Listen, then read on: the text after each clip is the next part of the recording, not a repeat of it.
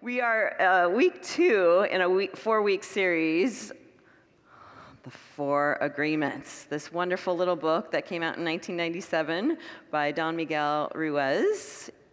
He says that these 4 agreements, here's his quote, these 4 agreements help us return power back to ourselves and therefore to new personal belief systems. These 4 agreements can help us get back to our own personal belief systems. So important right now. So the 4 agreements that we are exploring and practicing together, right? We're going to be practicing all week. You all were practicing to be impeccable with your word last week, yes. So was I. Was it challenging? Just for me? No, it was challenging. Yeah, it still is. We're still working on it. So last week, yes, be impeccable with your word. Tonight, we're looking at don't take anything personally. And then next week will be don't make assumptions. Ooh, another good one. And then week 4, we have always do your best. And then I mentioned last week that they did add a 5th agreement. He added a 5th agreement with his son, Don Jose Ruiz. And that really is all about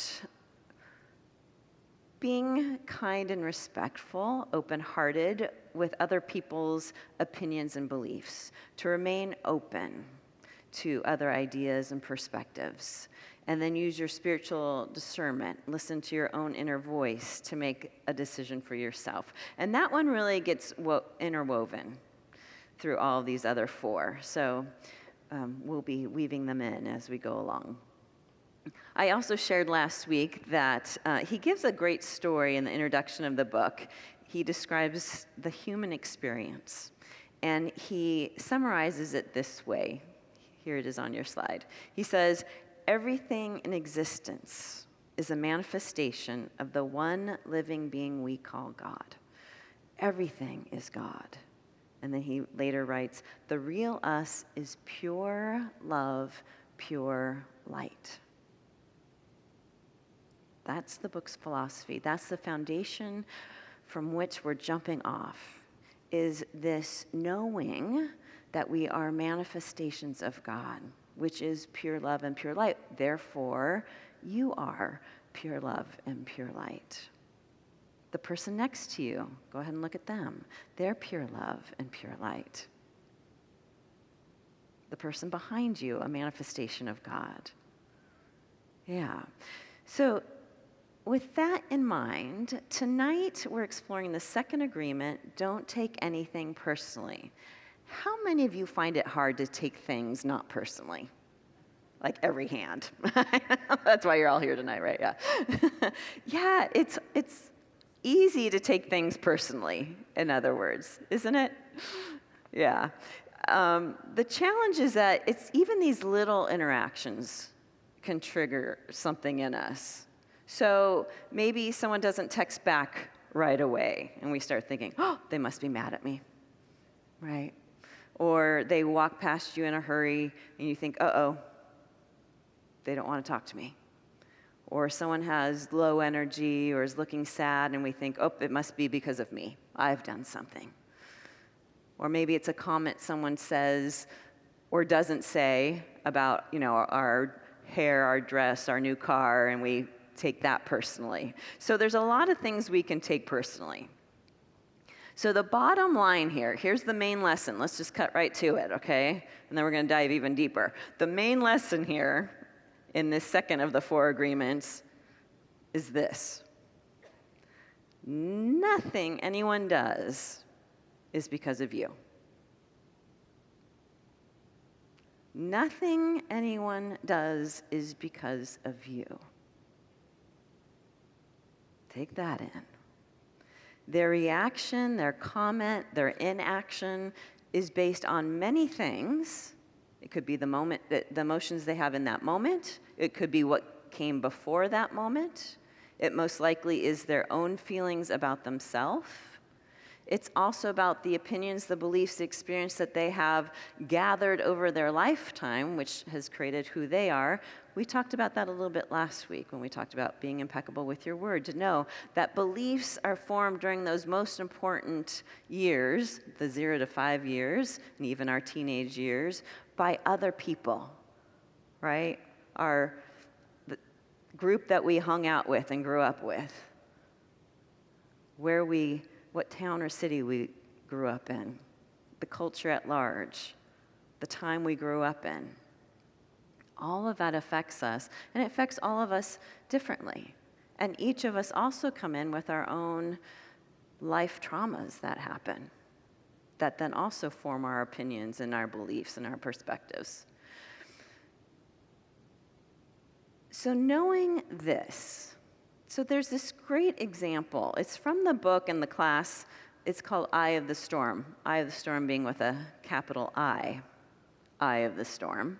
And it's a book by Jane and Gary Simmons, and it really highlights this second agreement of not taking anything personally.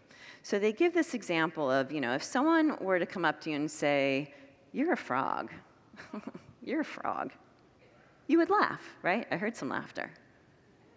Because you know you're not a frog. I'm not a frog. Why are they calling me a frog?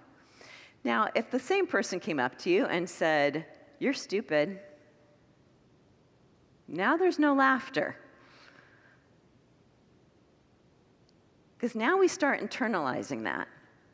Oh my gosh, they call me stupid. Oh no, am I stupid? Maybe I'm stupid. What if I'm stupid? I think I'm stupid. We take on their belief, their opinion. Why? Why do we act differently to those two statements? So Don Miguel Ruiz says, it's because we assume what he calls personal importance, meaning we think it's all about us. And it can be. Because what happens is that these statements take you to somewhere in the past where you're still not healed. There's an unhealed part of the past within you there. So you've made what the other person has said, their opinion, their belief, about yourself. Because it's touching upon your own unhealed part of yourself. So here's an example, my own personal example of this, and I think I've shared it before. I'll share it again. So someone could come up to me right now and say, "You're stupid." And I would actually laugh that off, the same as if you were to call me a frog. Not from a place of ego, but because all of my teachers and parents, my certificates, my degrees, my entire experience tells me, although I'm not the smartest person in the room, but I know I'm not stupid. So you could say, "Stacy, you're stupid." I'd laugh it off. "Stacy, you're a frog." I'd laugh it off. Because it doesn't touch upon any part of my own experience. There's no trigger, there's no emotional pain there for me. Now,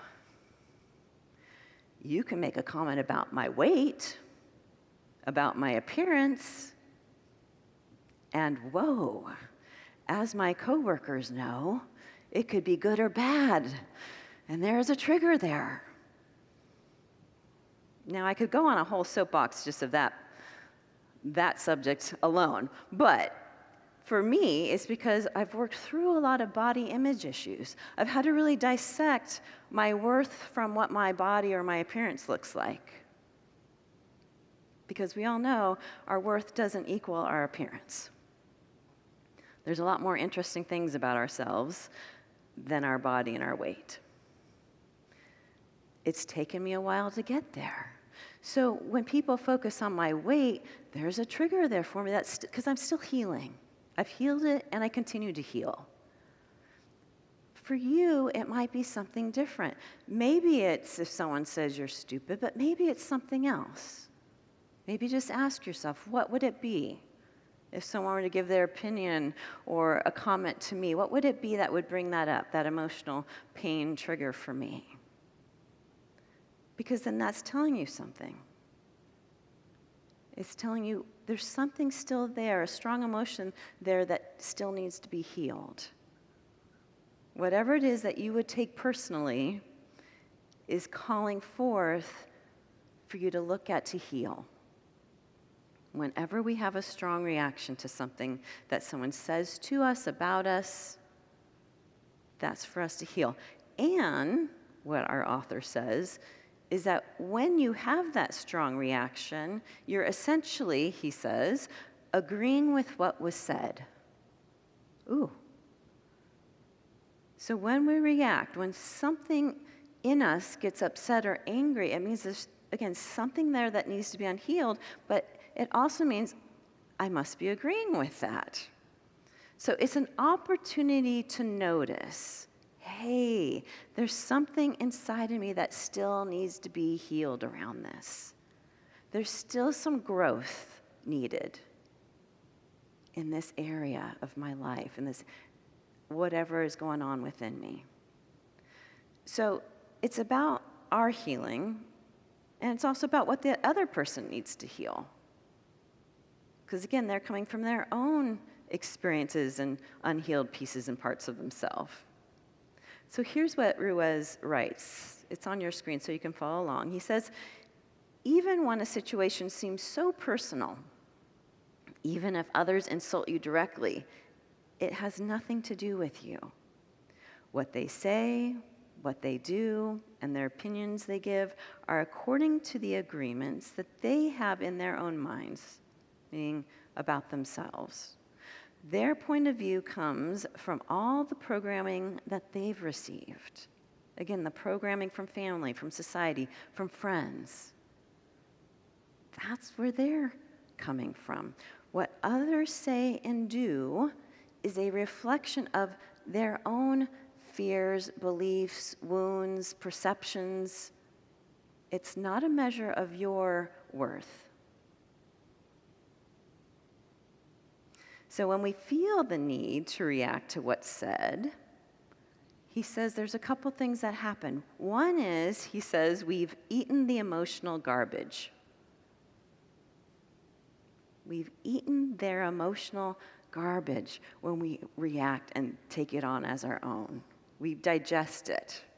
We believe what they say, and then we create a new, untrue belief about ourselves. The second thing is that we feel the need, maybe if you recall, if someone has said something to you, then suddenly we feel the need to defend ourselves and make someone right and someone wrong, which allows us then to forget our oneness, because now we're seeing our separateness. As we get defensive, one needs to be right and wrong. Now I'm separate from you. I forget that we're all connected in one. Don't take anything personally. Don't get offended. Don't create conflict or harm. And let's be honest with ourselves, because a lot of times we think, well, that person is saying this, or I'm upset when these folks are saying that. And we know that when we point, what is happening? You got 3 fingers pointing back at you, right? So it's not just about what they're doing. It's also about being aware of, I got 3 fingers pointing back. Let me become more aware. What judgments am I making? What am I thinking or writing or saying about others? That is poison. That is garbage. And again, to be impeccable with our word, not to shame ourselves or beat ourselves up about it, but to just notice, because the noticing is where the growth is at. You know, I think about our political climate, and we're all in our own little information silos. This is what's making it hard for us to talk to one another. But we're in our silos a big part because our egos need validation and safety. Safety in who I am and who my identity is. Emotionally safe, so I don't have to question what I believe or who I am. And so that's true for that group, and it's also true for you and your group, right? We're all trying to stay emotionally safe. So if we realize that we're all trying to keep our brains, our central nervous system safe, it means not forgetting our oneness, that we're all one connected, energetic beings. And there's times that we forget that we're all manifestations of God, of love itself. We are pure love and pure light. This brings in that fifth agreement, to be kind, to be respectful, to be open to other points of views and perspectives, to discern then what is true and best for you. But there's no power struggle in that. There's no right and wrong in that. Now, hurting people is right and wrong, so we're not talking about that. Let's make sure we get that clear, right? So hurting another person is hurting an expression, a manifestation of God. So that's never okay. We're not talking about any kind of harm. That's a non-negotiable. We need to stay respectful to honor everyone's actions and beliefs. But to come back to, we're here on earth to be the living, loving spirit of the divine in human form. So our opinions, and it's interesting, he writes this in 1997, our opinions, he reminds us, are just your viewpoint and their viewpoint. So you can have yours, they can have theirs. And it's based on our life and life events, and it's also based on the unhealed parts of ourselves. I saw a post the other day that said, I can always tell if someone is mad at me by making it up in my head and believing it. Anyone? And that's the main reason for not taking it personally. And he talks about don't take it personally if it's good and don't take it personally if it's bad. But here's what he writes. He says, you create an entire picture or movie in your mind. And in that picture, you are the director, you are the producer, you are the main actor or actress. Everyone else is a secondary character in your movie. Therefore, the way you tell that movie is based on your past beliefs and experiences and those healed and unhealed parts of yourself. It's true for you, it's true for everyone else. So he points out that don't take anything personally, like I just mentioned. That includes even positive feedback. Don't take positive feedback, personally. Also, don't take negative feedback personally. So he shares a lot of times he'll, go on the road and he gives talks, speeches, workshops, and then afterwards, one person comes up and says, you're the best. He doesn't take it personally. The next person comes up and says, you're the worst. He doesn't take it personally. As a minister, I can totally relate to this, by the way. It's too long. It's too short. Don't take anything personally. My grandma Liz, she always had this great story because she said, so my dad and my aunt were very well-behaved children, and she would always get compliments about how well-behaved, oh, your children are so well-behaved. And she said, well, I can't take credit for their good behavior because that would mean I'd have to take credit for their bad behavior, and I'm not going to do that.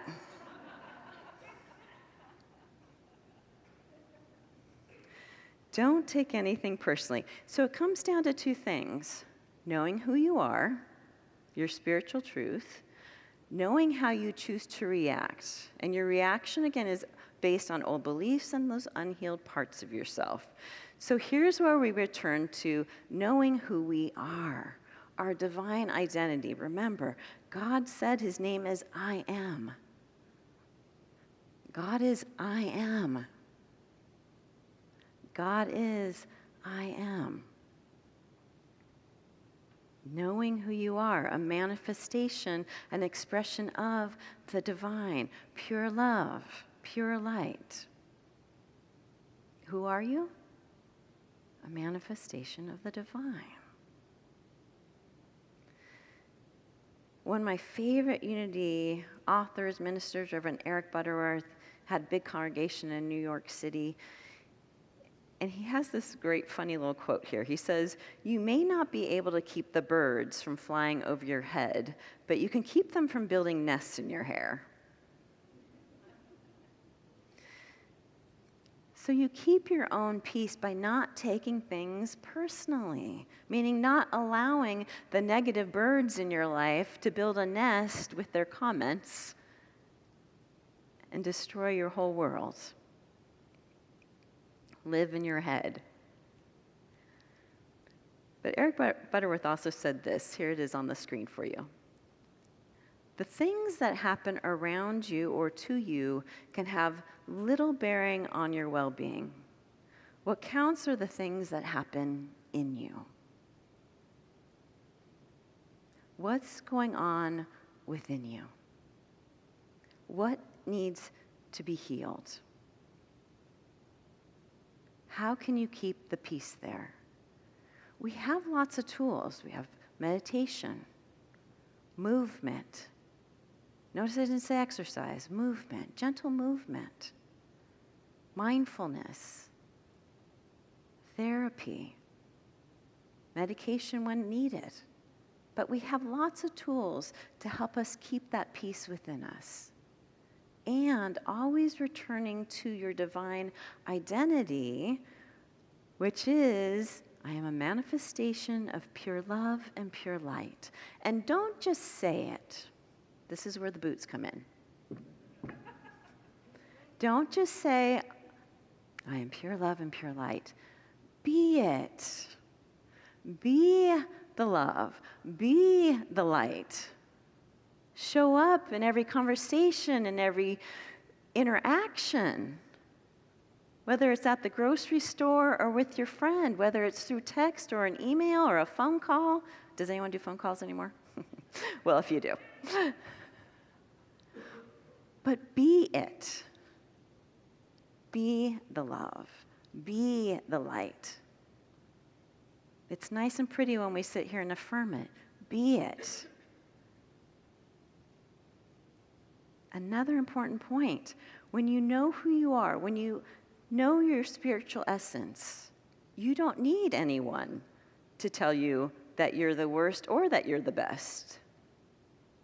That's essentially what he's saying here, because you know what you are. You start to become aware of, with the comments, what their unresolved stuff is, and also what your unresolved stuff is. And that's an invitation to heal your inner world.